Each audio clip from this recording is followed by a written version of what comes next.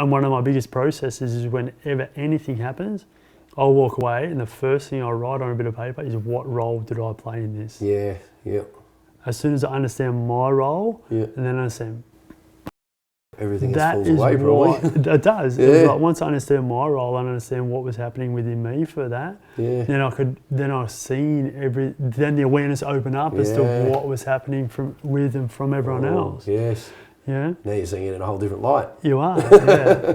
And you know, when I take responsibility for that, it changes everything. It changes my space, it changes everyone else's space. Yeah. And there's been times where I take responsibility and the other people, other parties involved, don't allow that to dissolve the whole scenario. Yeah. But that's fine because I know that I've taken responsibility for what was mine, Yeah. and they need their time and their process Yes, yeah. to take responsibility for what's theirs. Yeah.